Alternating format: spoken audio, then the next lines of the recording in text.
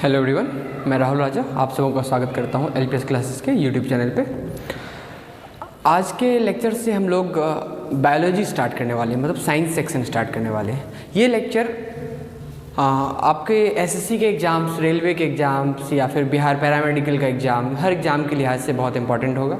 ठीक है, अभी जान रहे हैं हम लोग क्वेश्चंस का स्टैंडर्ड कितना बढ़ता जा रहा है, पूरे डिटेल में हर टॉपिक को पढ़ना पड़ता है। तो हम लोग बायो जो आज स्टार्ट करने वाले ये भी काफ़ी डिटेल में पढ़ेंगे, मतलब अपने एग्जाम पॉइंट ऑफ व्यू से डिटेल में पढ़ेंगे ताकि हमारे क्वेश्चंस ना छूटे और अच्छी अंडरस्टैंडिंग भी बने। ठीक है, इसके पैरेलल में हम लोगों ने जीएस की ह्यूमैनिटीज सब्जेक्ट में मतलब ज्योग्राफी को स्टार्ट करा है, इंडियन ज्योग्राफी को, साथ में साइंस सेक्शन को भी लेके चल रहे हैं ताकि दोनों साथ साथ कवर हो पाए। ठीक है, तो आज से स्टार्ट करते हैं हम लोग बायोलॉजी। ठीक है, बायोलॉजी देखिए, अगर एकदम रूट मतलब बेसिक स्टार्ट करते हैं। बायोलॉजी मतलब क्या? बायो मतलब क्या होता है? लाइफ मतलब जीवन। लॉजी मतलब क्या होता है? स्टडी यानी अध्ययन। तो जीव के अध्ययन के, जीवन के अध्ययन को बायोलॉजी बोलते हैं। ठीक है, तो बायोलॉजी को फिर 3 सेक्शंस में बांट दिया गया है। मतलब एक बायोलॉजी को 3 सेक्शन बांटा गया, मतलब एक एनिमल के स्टडी को यानी जंतुओं के अध्ययन को, दूसरा पादप के अध्ययन को यानी प्लांट्स के अध्ययन को, और तीसरा सेक्शन क्या कर देते हैं? सूक्ष्म जीवों के अध्ययन को यानी माइक्रो ऑर्गेनिजम्स जो होते हैं, बैक्टीरिया, वायरस, ये सब, यानी सूक्ष्म जीवों के अध्ययन को। तो माइक्रोबायोलॉजी जो होता है, यानी 3 सेक्शन में बांट दिए हम लोग इसको, बायोलॉजी को। पहला तो एनिमल मतलब जंतु, दूसरा क्या है? प्लांट मतलब पादप, और एक और सेक्शन इसका क्या है? माइक्रो ऑर्गेनिज्म, सूक्ष्म जीव, माइक्रो ऑर्गेनिजम्स यानी सूक्ष्म जीव। ठीक है, मतलब जीवों को 3 श्रेणी में बांट दिया गया, एनिमल, प्लांट और माइक्रो ऑर्गेनिजम्स। ठीक है, जैसे एनिमल के स्टडी को, इसको क्या बोलते हैं? जूलॉजी, जंतु विज्ञान। इसको क्या कर देते हैं? इसको बोलते हैं क्या? बॉटनी। और इसको माइक्रोबायोलॉजी। ठीक है, माइक्रोबायोलॉजी। ठीक है, 3 सेक्शन हो, यानी बायोलॉजी के 3 सेक्शन हो गया, जूलॉजी, बॉटनी और माइक्रोबायोलॉजी। ठीक है, माइक्रोबायोलॉजी। ठीक है, वैसे चलिए एक बात और आपसे, एक छोटे छोटे एग्जाम में अक्सर पूछ दिया जाता है, जीव विज्ञान का जनक किसे कहते हैं, यानी फादर ऑफ बायोलॉजी किसे कहते हैं? तो अरस्तु को कहते हैं, हम लोग जानते हैं। फादर ऑफ बायोलॉजी अगर पूछा जाए, बायोलॉजी के जनक, अगर आपसे इसका फादर पूछ दिया जाए तो कौन है? अरस्तु।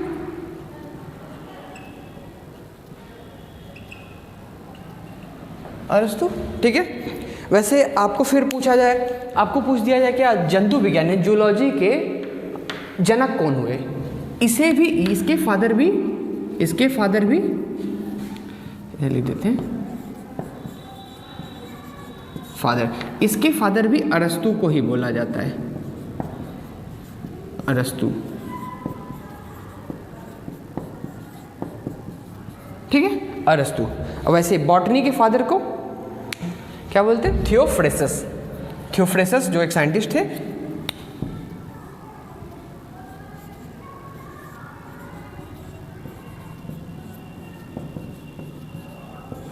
ठीक है,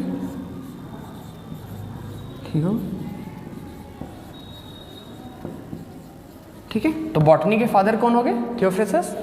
और माइक्रोबायोलॉजी के जनक कौन हो गए? ल्यूवेनहॉक। ल्यूवेनहॉक।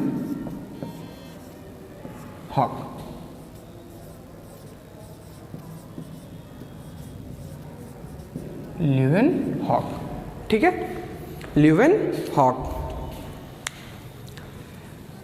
तो ये हुआ क्या, बायोलॉजी को मतलब इन सेक्शंस में बांट दिया गया है। हमारे एग्जाम्स के लिहाज से देखा जाए तो अभी तीनों सेक्शन इंपॉर्टेंट हो चुका है। अब एसएससी के एग्जाम या रेलवे के एग्जाम से प्लांट के सेक्शन से भी काफ़ी क्वेश्चन पूछा जाता है। माइक्रो ऑर्गेनिज्म से भी क्वेश्चन पूछा जाने लगा। पहले एनिमल सेक्शन से ज़्यादा आता था, अभी तीनों सेक्शन से मतलब अच्छा खासा क्वेश्चन पूछा जाने लगा है। तो हम लोग स्टार्ट करेंगे एनिमल सेक्शन से, ठीक है। एनिमल सेक्शन में मतलब एनिमल सेक्शन में क्या पढ़ेंगे हम लोग, हार्ट के बारे में पढ़ेंगे, हृदय के बारे में, ब्लड के बारे में, ठीक है, लंग्स के बारे में, किडनी के बारे में, यानी एक्सक्रीटरी सिस्टम, सर्कुलेटरी सिस्टम, ये सब डाइजेस्टिव सिस्टम, पाचन तंत्र जो होता है हमारा, इन चीज़ों के बारे में पढ़ने वाले हैं, ठीक है, इन चीज़ों के बारे में। तो शुरुआत हम लोग कहाँ से करें, शुरुआत कहीं से तो करनी होगी। तो शुरुआत हम लोग हार्ट से करते हैं, हार्ट, हृदय से। हृदय से क्यों कर रहे हैं, क्योंकि हमें पता है जब शिशु माँ के गर्भ में होता है तो उसका पहला अंग जो काम करना शुरू करता है वो हृदय ही होता है। तो शुरुआत वहीं से करते हैं। हृदय को समझेंगे तो हृदय से रुधिर रिलेटेड है, और बाकी सारा कॉन्सेप्ट को हार्ट और ब्लड से ही रिलेटेड मिलेगा। तो हम लोगों ने क्या जाना कि शिशु का जब मतलब भ्रूण जो होता है, जब माँ के गर्भ में शिशु होता है तो उसे भ्रूण बोलते हैं ना। तो भ्रूणावस्था में, ठीक है, एम्ब्रियोनिक स्टेज में सबसे पहले कौन सा अंग काम करना शुरू करता है, वो हृदय होता है। तो हम लोग हृदय से शुरू करते हैं, ठीक है, हार्ट से। उम्मीद है कि आप लोग ये लिख चुके होंगे, ठीक है। इसको हटा देते हैं।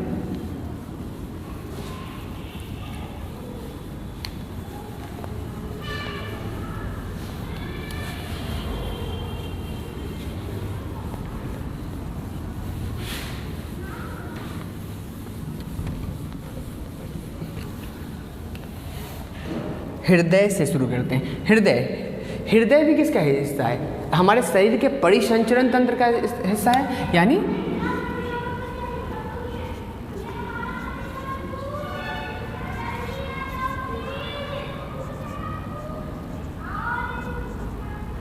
ठीक है, चलिए ह्यूमन सर्कुलेटरी सिस्टम लिख देते हैं, मानव को केंद्र में रखते हुए हम लोग पढ़ेंगे, ठीक है। तो इसका सर्कुलेटरी सिस्टम का मतलब क्या हो गया, परिसंचरण तंत्र, मनुष्य का परिसंचरण तंत्र, ठीक है, परिसंचरण तंत्र। इसमें भी मनुष्य के परिसंचरण तंत्र में क्या क्या चीज़ आता है, तो इसमें हृदय आता है, ठीक है। तो पहला चीज़ क्या हो गया, हार्ट, ठीक है। हृदय क्यों जरूरी है, हृदय है ही क्यों हमारे शरीर में, क्यों, हृदय के बारे में पता है, ये ब्लड को यानी रुधिर को सर्कुलेशन में मदद करता है, रुधिर का परिसंचरण पूरे शरीर में हो पाए तो उसके लिए हार्ट ही है। हार्ट एक मोटर के जैसा काम करता है हमारे शरीर में, यही पूरे शरीर में रुधिर को घुमाता है, ठीक है। तो अगला पोर्शन क्या हो जाएगा इसका, ब्लड, ठीक है। अब बात ये हुआ कि हृदय तो है, हृदय क्या घुमाता है, किस चीज़ को मूव कराता है पूरे शरीर में, सर्कुलेट करता है किसको, ब्लड को। तो ब्लड क्या पूरे शरीर में सर्कुलेट किसके माध्यम से करता है, ब्लड वेसल्स के माध्यम से करता है। तो ब्लड वेसल्स या वेसल्स लिखते हैं, ठीक है। यानी इसको क्या लिखेंगे, हृदय, रुधिर, और इसको नलिका लिखिए और रुधिर वाहिका लिखिए, यानी वेन्स वगैरह जो आर्टरी, वेन्स, कैपिलरी जो हम लोग पढ़ते हैं, ठीक है, शिरा, धमनी, केस नली, ये सब जो चीज़ पढ़ते हैं वो ये वेसल्स हो गया। रुधिर वाहिका या नलिका भी मिलता है कहते हो, ठीक है। यानी परिसंचरण तंत्र का 3 हिस्सा हो गया, क्या क्या है, ठीक है। परिसंचरण तंत्र का 3 हिस्सा, heart, blood and vessels. Heart कैसा काम करता है हम लोगों ने जाना, हार्ट एक मोटर के जैसा काम करता है। मोटर मतलब यही हार्ट ही है जो ब्लड को पूरे शरीर में सर्कुलेट करता है, ठीक है, ब्लड के प्रेशर्स को बढ़ाता है ताकि ब्लड लगातार कंटिन्यूसली हमारे शरीर में घूम पाए, ठीक है। तो ऐसा समझ लीजिए, अगर आप अपने घर के मोटर टंकी व्यवस्था को समझिए, ठीक है, कि घर में जैसे हम लोग अपनी टंकी में पानी फिलअप करते हैं, पानी भरते हैं टंकी में, तो कैसे करते हैं, क्या पानी अपने आप ग्राउंड लेवल से वहाँ मोटर टंकी में पहुँच जाता है, नहीं, तो मोटर चाहिए। मोटर क्या करता है, जो पानी ग्राउंड वाटर जो है, जो मतलब हमारे पास नीचे स्टोरेज वाटर है, इसके प्रेशर को बूस्ट करता है, बढ़ाता है ताकि पानी ऊपर जा पाए। तो हार्ट कैसा काम करता है, मतलब समझ लीजिए, इसको समझने के लिए हार्ट कैसा हो गया, ये एक मोटर की तरह काम करता है। मोटर क्या करता है, अपने टंकी, घर के टंकी को ध्यान में रखें, मोटर क्या करता है, पानी को पंप करता है। तो ये क्या हो गया, पानी, ठीक है। किसमें पंप करता है, क्या अपने आप पानी ऊपर चला जाता है, नहीं, एक पाइप के माध्यम से करता है ना। तो ये एक तरीके से क्या समझ लीजिए, ये पाइप है, ठीक है। तो पानी को कौन पंप करता है, मोटर, किसमें, पाइप में, ठीक है, इसी पाइप के माध्यम से टंकी में जाता है। तो ये वही चीज़ हो गया, ठीक है, इसको रिलेट करेंगे। हृदय कुछ नहीं है, बस एक मोटर है, इसका ब्लड को पंप करने के अलावा और कोई काम हमारे शरीर में नहीं है, ठीक है। ब्लड को पंप करता है, यानी एक मोटर के जैसा काम करता है, ठीक है। तो आपसे आगे जाने से पहले, कॉन्सेप्ट पार्ट में जाने से पहले एक बात ये भी ध्यान रखेंगे, आपसे ये भी पूछ दिया जाता है हृदय के अध्ययन को क्या बोलते हैं, या फिर रुधिर के अध्ययन को क्या बोलते हैं, ठीक है, या वेसल्स के अध्ययन को क्या बोलते हैं। ये छोटी छोटी बातें हैं जो अक्सर पूछ ली जाती हैं, तो हम लोग इसको लिखते हुए चलते हैं, ठीक है।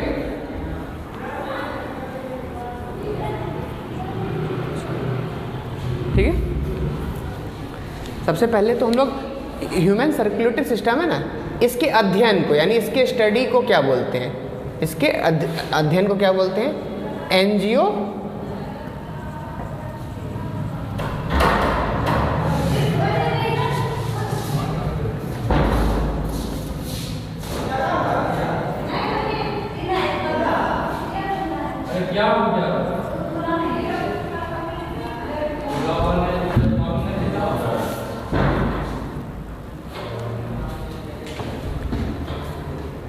एंजियोलॉजी, ठीक है। उसी तरीके से हृदय के अध्ययन को क्या बोलते हैं, हृदय के इसकी स्टडी को क्या बोलते हैं, कार्डियोलॉजी, ठीक है।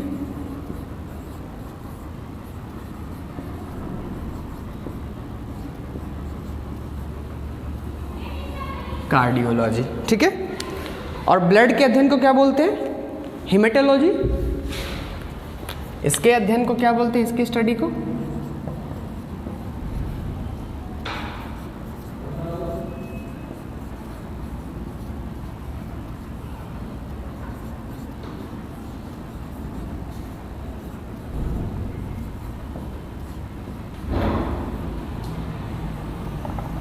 हेमेटोलॉजी, ठीक है,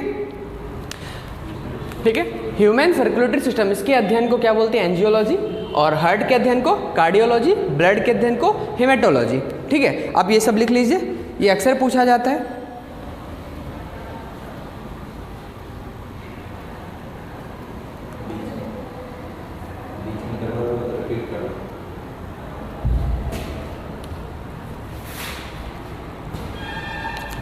ठीक है। और अगर आपसे पूछ दिया जाए परिसंचरण तंत्र के पिता को क्या बोलते हैं, यानी जनक को क्या बोलते हैं, अगर इसका जनक, इसका जो है इसका फादर अगर आपसे पूछ दिया जाए तो कौन हो जाएंगे,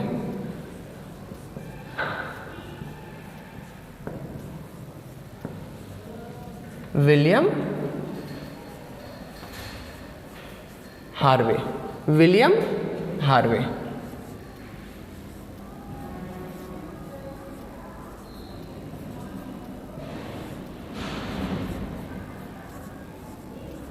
विलियम हार्वे, ठीक है।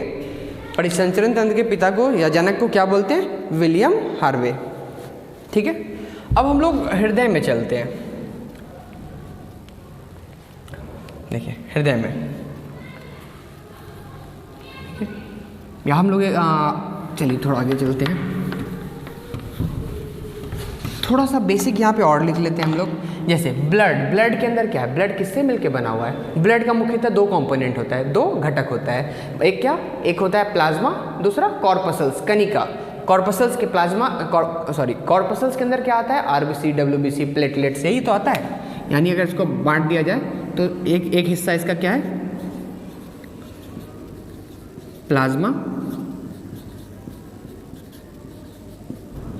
प्लाज्मा, दूसरा हिस्सा क्या हो गया, कॉर्पसल्स यानी कनिकाएं।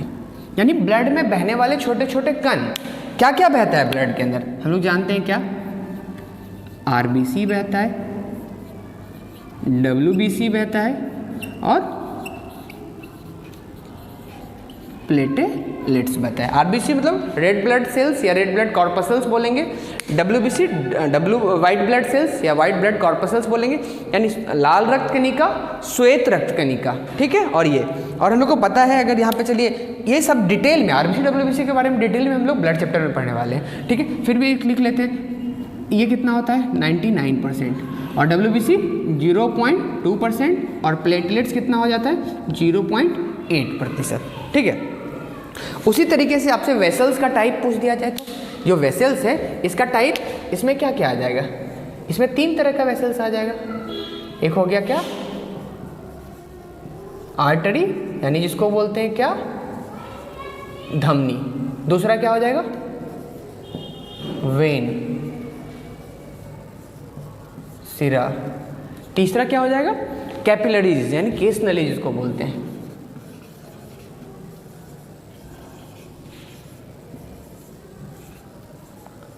केस नली। ठीक है, ये बेसिक डिविजन्स है, मतलब बेसिक आइडिया हम लोग ले रहे हैं। अभी तक हम लोग हार्ट के चैप्टर में गए भी नहीं है। ठीक है, तो अगर आप ये लिख चुके हैं तो अब हम लोग हार्ट से स्टार्ट करते हैं, इसके बाद ब्लड पढ़ेंगे और यही दोनों के पढ़ने के दौरान वेसल्स का जो जानकारी है यानी आर्टरी क्या होता है, वेन क्या होता है, हम लोग सीख लेंगे उसके अंदर ही। ठीक है, वो सेपरेट नहीं पढ़ाया जाएगा, ये सेपरेट चैप्टर पढ़ाया जाएगा। मतलब ये सब रिलेटेड चैप्टर है। ठीक है, चलिए आगे चलते हैं। अगर मैं इस सबको अब हटा दूँ यहाँ से,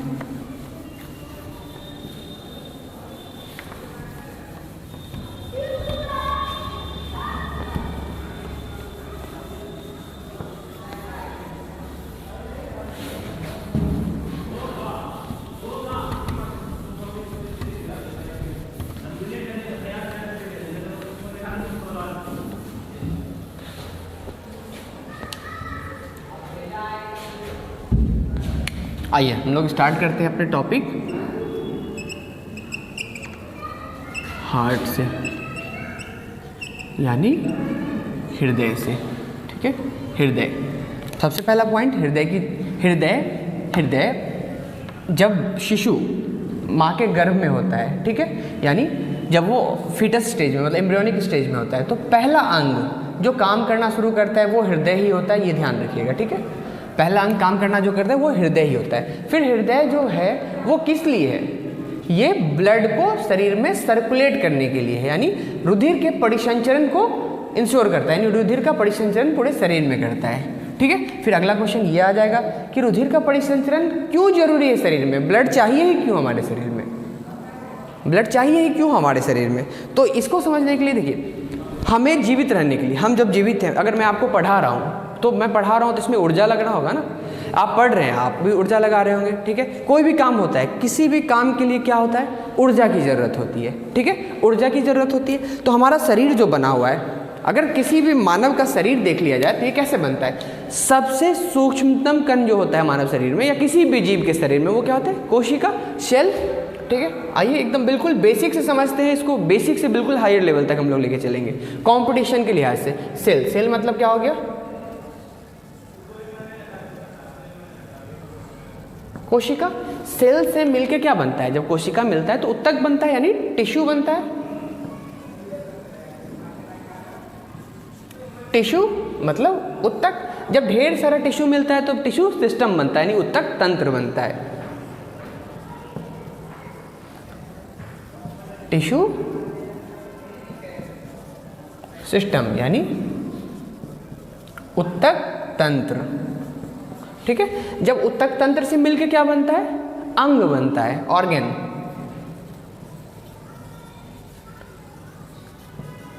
अंग, और अंगों से मिलके क्या बनता है, अंग तंत्र बनता है।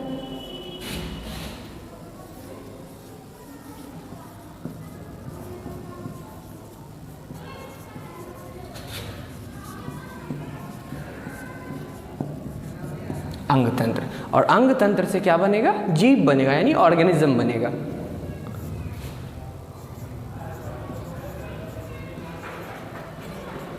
ऑर्गेनिज्म यानी जीव बनेगा। तो जीव किससे बना हुआ है, जीव मूलतः देखा जाए तो कोशिकाओं से बना हुआ है। शरीर में असंख्य कोशिकाएं हैं और विभिन्न तरह के अलग अलग तरीके के कोशिकाएं हैं, यानी हमारा स्किन्स अलग तरह के कोशिकाओं से बना होगा, हमारे लीवर अलग तरह के कोशिकाओं से बना होगा, किडनी, मस्तिष्क, ये आँख, ये हर चीज़ क्या चीज़ का बना है, सब कोशिकाओं का बना है। अलग अलग कोशिकाओं से अलग अलग तरह का उत्तक बनता है, यानी अलग अलग उत्तकों से अंग बनता है, और फिर सब सारे अंग जब प्रॉपर तरीके से मिलते हैं तो फिर जीव का निर्माण होता है। और कोशिका को, इसी को क्या बोला जाता है, कोशिका को इसलिए क्या बोला जाता है, शरीर का structural structural and functional unit, functional unit यानी इसको क्या बोलते हैं, संरचनात्मक एवं क्रियात्मक इकाई। ठीक है, क्या बोलते हैं इसको, संरचनात्मक एवं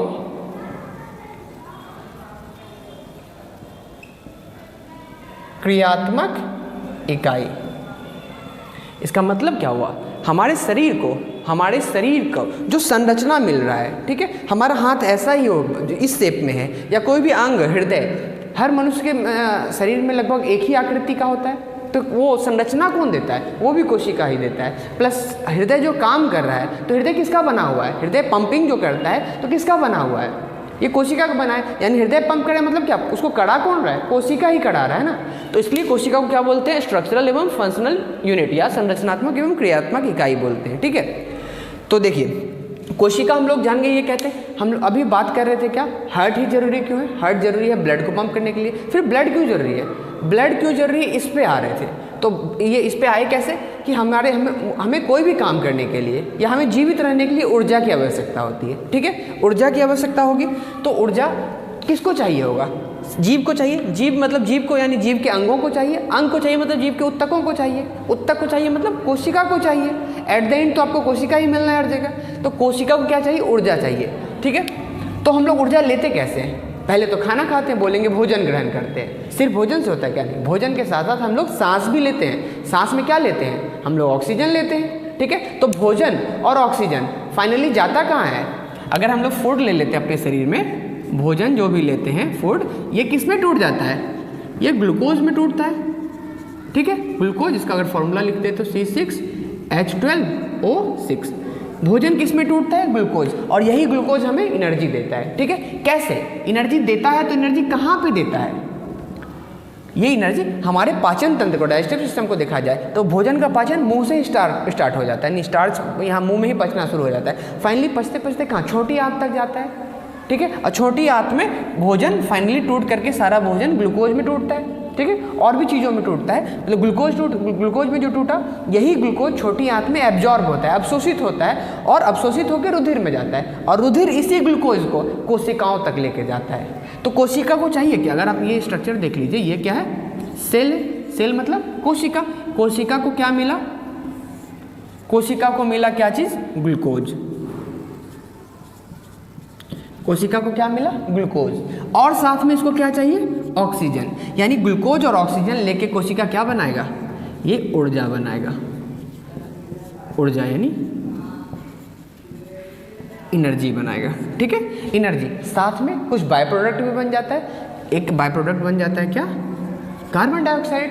ठीक है, जो हमारे शरीर के लिए बिल्कुल भी जरूरी नहीं है। ठीक है, इसको बाहर करना होता है, और उसके साथ साथ एक जल भी बन जाता है, वाटर, H2O बन जाता है। ठीक है, तो देखिए कोशिका को ऊर्जा पाने के लिए क्या करना हो, कोशिका को ग्लूकोज चाहिए, और क्या चाहिए, ऑक्सीजन चाहिए।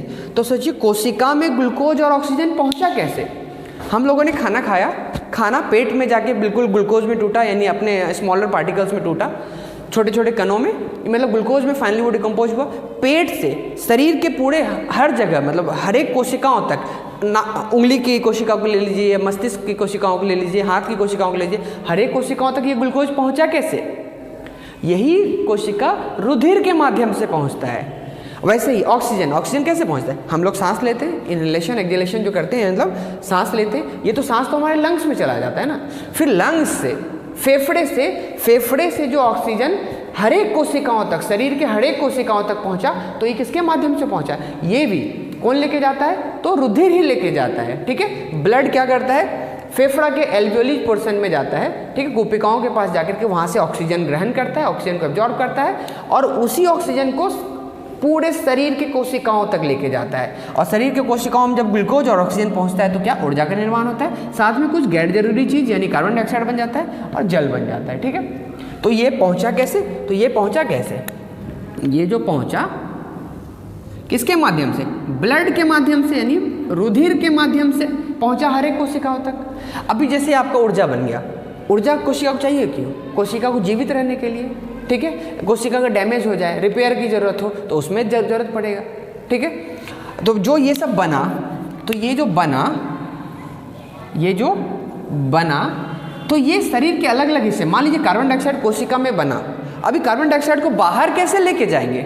यानी हम लोग जब सांस लेते हैं तो ऑक्सीजन एब्जॉर्ब करें, साथ में कार्बन डाइऑक्साइड जब सांस छोड़ते हैं तो बाहर करते हैं। तो ये कोशिकाओं से, समझ लीजिए, मान लीजिए आपके पैर की उंगली की कोशिकाओं से वहाँ पे जो कार्बन डाइऑक्साइड बना वो निकला कैसे? तो क्या है, वहाँ पे ब्लड कार्बन कोशिका के पास से कार्बन डाइऑक्साइड को कैच किया, लेके कहाँ आया? लंग्स के पास लेके आया, और लंग्स जब हम सांस छोड़े तो कार्बन डाइऑक्साइड बाहर चला गया।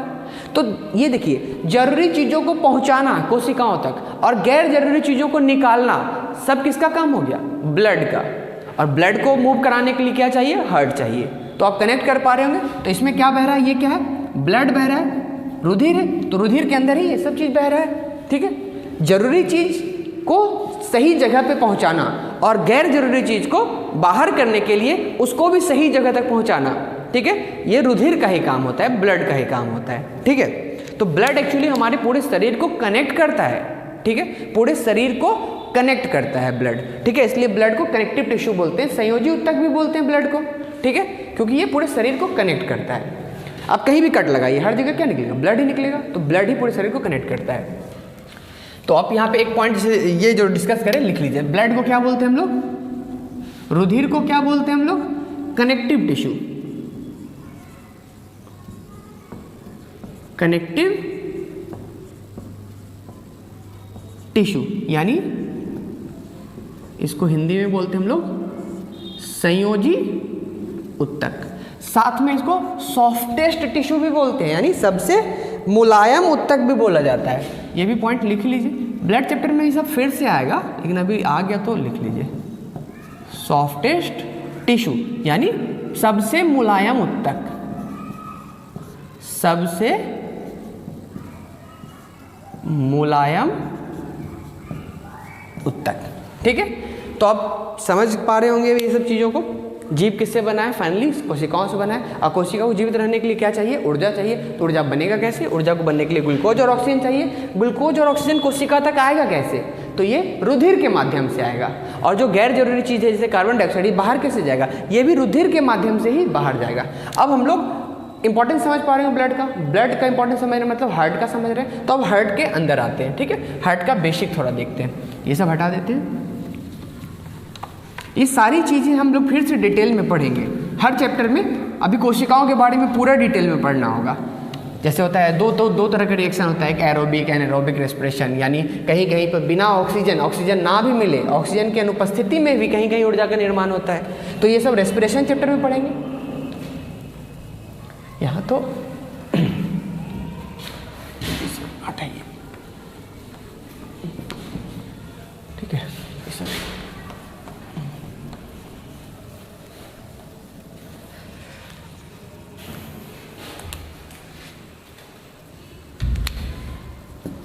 आइए हार्ट में चलते हैं हम लोग, हृदय में। हृदय, अगर आप सिंपल डायग्राम बनाइए, हृदय, मानव हृदय। मानव हृदय में कितने चैम्बर होते हैं? चैम्बर कहने का मतलब कितने कोष्ठक होते हैं, कितने खंडों में ये विभाजित होता है? तो ये 4 खंडों में विभाजित होता है। तो यानी क्या हो गया? कितना चैम्बर हो गया? 4 चैम्बर्स। मनुष्य में पूछा जाए तो आप कितना चैम्बर होगा? ठीक है, इसी तरह मछलियों में, मेढक में, कॉकरोच में, सब में पूछा जाता है। तो हम लोग आगे जाके लिखेंगे। ठीक है, फिलहाल मनुष्य के हृदय की बात करें। मनुष्य के हृदय में 4 चैम्बर है, यानी 4 कोष्ठक है। ठीक है, कोष्ठक 1 2 3 4। ठीक है, 4 कोष्ठक हो गया। ठीक है, और एक और बात, ऊपर के दोनों कोष्ठक को क्या बोलते हैं? ऊपर के दोनों कोष्ठक को आलिंद बोलते हैं। आलिंद यानी एट्रियम। वैसे ही नीचे के दोनों कोष्ठक को क्या बोलते हैं? इसको बोलते हैं निलय यानी वेंट्रिकल। ठीक है, तो मानव मनुष्य के हृदय में 4 कोष्ठक हो गया। ऊपर के दोनों कोष्ठक को आलिंद, नीचे के दोनों कोष्ठक को निलय बोला जाता है। ठीक है, इसके आगे चलते हैं। देखिए, अब बायो जब भी हार्ट पढ़े होंगे देखे होंगे राइट एट्रियम, दायां अलिंद, बायां अलिंद, यानी राइट एट्रियम, लेफ्ट एट्रियम, ये सब पढ़ा जाता होगा। तो हम लोग अगर हार्ट का डायग्राम बना रहे हैं तो राइट साइड क्या होगा और लेफ्ट साइड क्या होगा, ठीक है। तो देखिए अगर आप जब डायग्राम बना रहे हैं तो आपके लेफ्ट हाथ के साइड जो होगा, आपका ये लेफ्ट हैंड है तो लेकिन लिखेंगे क्या आप इधर राइट, और जब आपका राइट हैंड है तो लिखेंगे क्या लेफ्ट, ठीक है। तो देखिए इधर क्या हो गया राइट, यानी दायां साइड, इधर क्या हो गया लेफ्ट, यानी बायां साइड। देखिए ऊपर, अब ये समझ ली ऊपर का दोनों क्या है आलिंद है, यानी एट्रियम है, तो ये कौन सा हो गया दायां आलिंद, दायां आलिंद यानी राइट एट्रियम। वैसे ये क्या हो गया बायां आलिंद, यानी लेफ्ट एट्रियम। वैसे ये क्या हो गया दायां निलय, तो इसका मतलब क्या होगा राइट वेंट्रिकल, और ये बायां निलय तो इसका मतलब क्या है लेफ्ट वेंट्रिकल, ठीक है। ये हो गया, ये इसके चारों चैम्बर्स का नाम हो गया, ठीक है, चारों चैम्बर्स का नाम हो गया। थोड़ा आगे चलते हैं हम लोग, एक और हार्ट बना ले हम लोग अगर, ठीक है, एक और हार्ट बना ले। देखिए ये बीच वाला जो वॉल बनाया जा रहा है, ठीक है, इसको बोला जाता है सेप्टम। इसका काम क्या है, इसका काम समझते हैं हम लोग क्या है विभाजिका, सेप्टम विभाजिका, या इसको ऐसे भी लिख सकते हैं आप सेप्टम। सेप्टम, सेप्टम के बारे में एक पॉइंट आप लोग लिख लेंगे, सेप्टम के बारे में एक पॉइंट लिखेंगे, क्या यह पॉइंट लिखेंगे क्या, यह शुद्ध रुधिर को अशुद्ध रुधिर से मिलने से रोकता है, यह शुद्ध रुधिर को अशुद्ध रुधिर से मिलने से रोकता है, यानी प्योर ब्लड को इम्प्योर ब्लड से मिक्स नहीं होने देता है, ठीक है। तो प्योर ब्लड और इम्प्योर ब्लड आ गया। देखिए ये क्या है, हृदय के अंदर एक वॉल है, यानी इधर के ब्लड को इधर के ब्लड से मिलने नहीं देता है, ठीक है, सेपरेट रखता है दोनों को। तो इधर इस साइड प्योर ब्लड बहता है, इस साइड इम्प्योर ब्लड बहता है, इधर शुद्ध इधर अशुद्ध। शुद्ध और अशुद्ध, हृदय में जब हम लोग शुद्ध अशुद्ध ब्लड लिखेंगे, प्योर इम्प्योर ब्लड लिखेंगे, तो इसका सीधा मतलब होगा ऑक्सीजन और कार्बन डाइऑक्साइड के प्रेजेंस से। यानी जब ब्लड हम लोग पूरे शरीर में भेज रहे होते हैं उस समय क्या जरूरी होता है, कोशिकाओं को क्या चाहिए होता है ऑक्सीजन। तो जब ब्लड में ऑक्सीजन की मात्रा ज़्यादा है तो वो प्योर ब्लड शुद्ध रुधिर कहलाएगा, और जब कोशिका में ऑक्सीजन जाता है तो फिर क्या निकलता है कार्बन डाइऑक्साइड निकलता है। तो जब ब्लड में कार्बन डाइऑक्साइड की मात्रा ज़्यादा हो तो उसको अशुद्ध रक्त बोलेंगे, यानी इम्प्योर ब्लड। तो सेप्टम क्या करता है, सेप्टम शुद्ध रुधिर को अशुद्ध रुधिर से मिलने से रोकता है, ठीक है।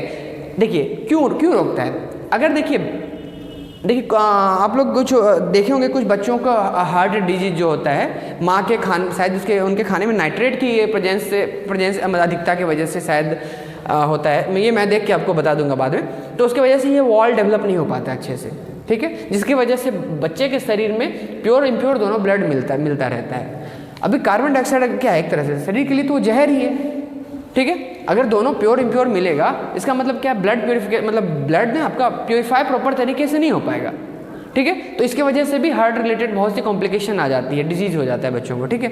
कौन सी डिजीज होता है ये हम लोग पढ़ेंगे आगे। तो चलिए ये हम लोग जान गए, इसको बीच वाले को क्या बोलते हैं सेप्टम, ठीक है, सेप्टम। अब आगे चलते हैं,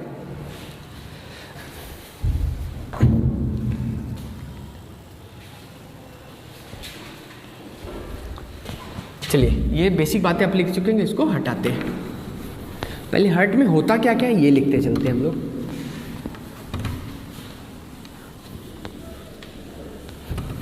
पहले एक डायग्राम मैं आपको यहाँ बना देता हूँ साइड में। ये रहा आपका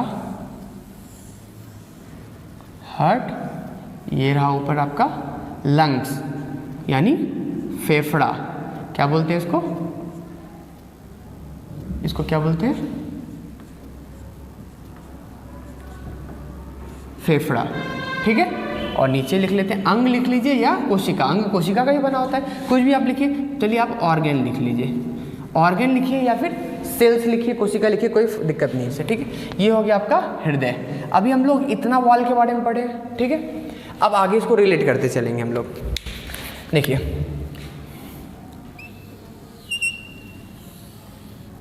मान ये वॉल के बारे में पढ़े, ठीक है। और दूसरा चैम्बर देखिए यहाँ पर एक वॉल बना लीजिएगा, ठीक है। मनुष्य के इस चैम्बर से यानी बायां आलिंद से बायां निलय जो ब्लड जाता है वहाँ पर बीच में एक वॉल्व मिलता है, ठीक है। उसी तरीके से दायां आलिंद से दायां निलय में जो ब्लड जाता है एक वॉल्व के माध्यम से जाता है। तो इस वॉल्व का नाम क्या है? इस वॉल्व का नाम हो जाता है क्या? Tricuspid valve.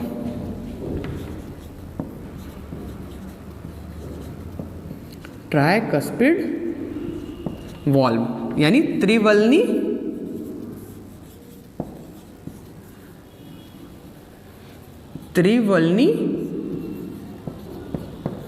कपाट। उसी तरीके से इधर वाले वॉल्व का नाम क्या है? Bicuspid valve. बाइकस्पिड वॉल्व यानी द्विवल्नी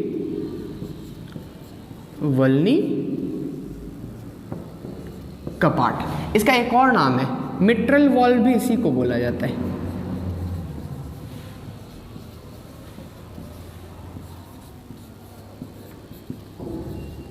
मिट्रल वॉल्व, मिट्रल कपाट मतलब यही हो गया।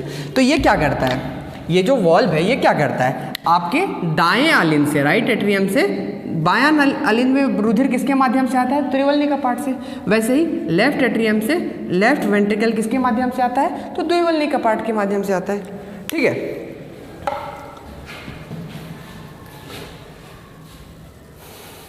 अभी देखिए, चलिए अभी होता क्या है, अभी इसमें पढ़ते हैं हम लोग। तो हम लोग क्या जान गए? ये जान गए ये क्या है? त्रिवल्नी कपाट। ये क्या है? द्विवल्नी कपाट। Tricuspid valve, bicuspid valve.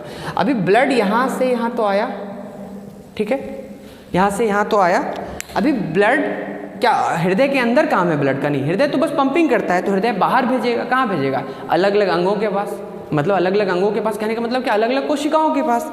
तो ब्लड जो यहाँ से निकलेगा अंग में जाएगा, ठीक है। तो अंग में क्या है? कोशिका है। कोशिका को क्या चाहिए? ऑक्सीजन। तो ये जो ब्लड जा रहा होगा इसमें क्या ज़्यादा होगा? ऑक्सीजन की अधिकता होगी। वैसे जैसे ब्लड कोशिका में जाएगा, कोशिका इस ऑक्सीजन का क्या करेगा? यूज कर लेगा। इस ऑक्सीजन का यूज करने के बाद कोशिका क्या करेगा?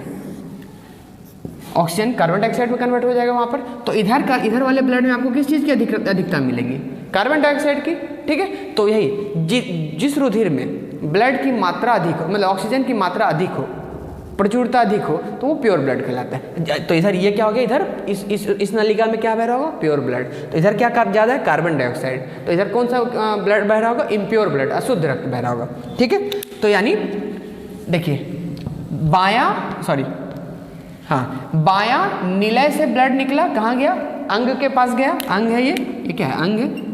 अंग बोलिए या कोशिका, अंग कोशिकाओं को बना है। तो यहाँ पर क्या हुआ? ऑक्सीजन यूज हो गया, फिर कार्बन डाइऑक्साइड में बदल गया। जो हम लोगों ने ये पढ़ा था कोशिका के बारे में, इसमें एनर्जी आता है, ऑक्सीजन आता है, किसमें बदलता है? सॉरी, ग्लूकोज आता है, ऑक्सीजन आता है, क्या बदल जाता है? ये ऊर्जा, कार्बन डाइऑक्साइड, पानी, ठीक है। तो वही पढ़ रहे हैं।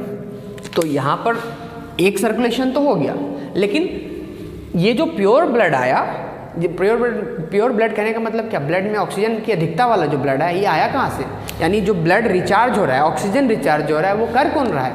तो ये करने का काम किसका है? लंग्स का काम है, फेफड़ा का काम है। फेफड़ा में ही हम लोग सांस लेते हैं ना। नाक के माध्यम से सांस कहाँ ले जाते हैं? फेफड़ा में, ठीक है। तो फेफड़ा से ही ब्लड ऑक्सीजन कहाँ जाता है? रुधिर में, ठीक है। तो देखिए, तो ये कनेक्ट कहाँ से होता है?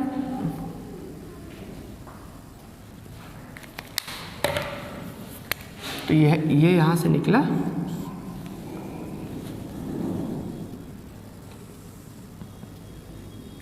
ठीक है। तो देखिए यहाँ पे गया कौन सा ब्लड था? ऐसा ब्लड जिसमें कार्बन डाइऑक्साइड की मात्रा अधिक थी। तो ये इस चैम्बर में गया, इस चैम्बर से त्रिवल्नी कपाट के माध्यम से इस चैम्बर में आया, नीचे वाले चैम्बर में दायां निलय में आया। दायां निलय जब पंप करेगा ब्लड तो ये कहाँ भेजेगा? इसको लंग्स में। तो इस ब्लड में किसकी मात्रा अधिक होगी? कार्बन डाइऑक्साइड की, क्योंकि कार्बन डाइऑक्साइड वाला ही ब्लड आया है। अभी लंग्स में गया, लंग्स में क्या करते हैं? सांस लेते हैं, सांस छोड़ते भी हैं। जब छोड़ते हैं तो अंदर के कार्बन डाइऑक्साइड्स को बाहर निकालते हैं। तो लंग्स में क्या होगा? गैसेस एक्सचेंज होगा, गैसों का विनिमय होगा आपस में, ठीक है। तो यानी कार्बन डाइऑक्साइड को क्या कर दिया जाएगा?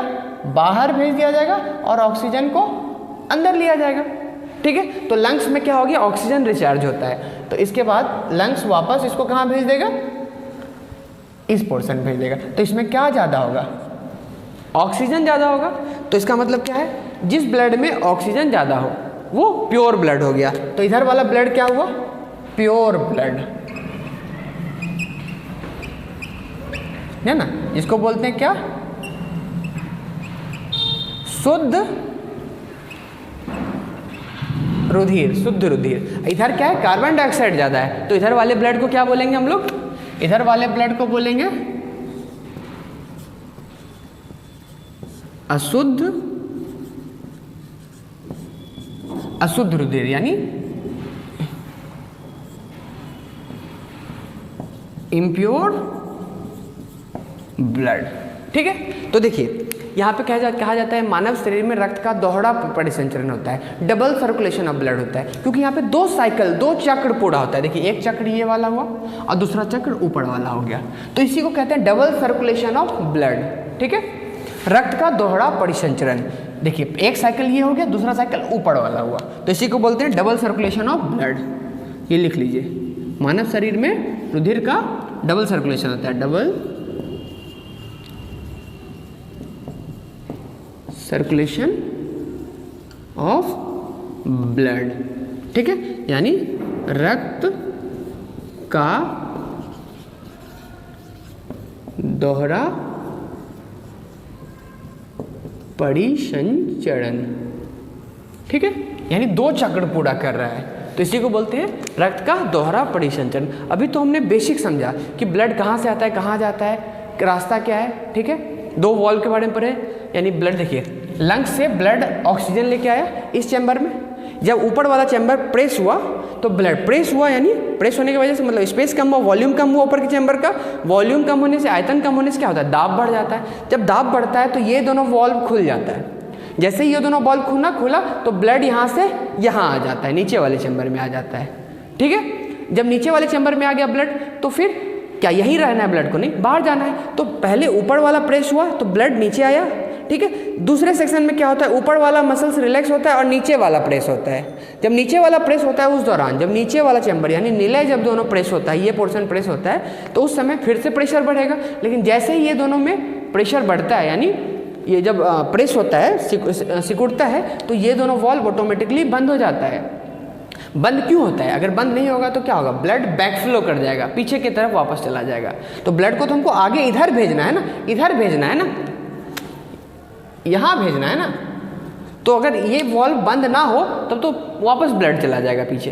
तो जैसे ही ये वाला प्रेशर, ये वाला पोर्शन प्रेस होता है, सिकुड़ता है, यहाँ प्रेशर बढ़ता है, तो ये दोनों वॉल्व अपने आप बंद हो जाता है। तो फिर यहाँ पर जो दो वॉल्व लगा होता है, देखिए यहाँ पर भी हर रास्ते में वॉल्व लगा होता है, ये दोनों वॉल्व खुल जाता है और ये दोनों वॉल्व बाहर लेके चला जाता है। तो बाहर जब लेके गया ऑक्सीजन, तो ऑक्सीजन ब्लड में साथ साथ में क्या होगा, ग्लूकोज और भी जरूरी चीज़ें जो हमारे शरीर को जीवित रखने के लिए, स्वस्थ रखने के लिए जरूरी है, वो सब चीज़ें होंगी। तो वो सभी जगह कहाँ, अंगों के पास, अंग वो सब चीज़ों को यूज करेगा। जरूरी चीज़ जहाँ जहाँ ज़रूरत है उसको वहाँ पहुँचाएगा, और गैर जरूरी चीज़, वेस्ट मटेरियल, एक्सक्रीटरी मटेरियल जो है, जो अलग अलग अंगों के द्वारा बाहर निकाला जाता है, ठीक है, उसको वहाँ पहुँचाएगा। तो ब्लड क्या कर रहा है, पूरे शरीर को कनेक्ट कर रहा है, किसके माध्यम से, हृदय के माध्यम से। ठीक है, तो आज हम लोग बेसिक हार्ट के बारे में पढ़े। ठीक है, उम्मीद है कि आपको ये बातें समझ में आई होगी। अगले क्लास में इसको फिर से आगे लेके जाया जाएगा। ये बहुत ही बेसिक स्तर की बातें हैं, ठीक है, जो आम आदमी को इसकी समझ भी होनी जरूरी है। ठीक है, तो आज का लेक्चर हम लोग इतना ही रखते हैं, और आपसे रिक्वेस्ट है कि अगर आपको ये लेक्चर पसंद आया, आप चाहते हैं भविष्य में हम लोग और भी लेक्चर इस तरीके से बनाते रहे, ठीक है, तो प्लीज़ हमारे चैनल को हमें थोड़ा प्रमोट करें। ठीक है, हमें हमारे चैनल को सब्सक्राइब कीजिए, लाइक कीजिए, थोड़ा वीडियोज़ को अपने दोस्तों के भी शेयर कीजिए अगर आपको अच्छा लगा तो। ठीक है, इसी के साथ इस लेक्चर को ख़त्म करते हैं। Thank you.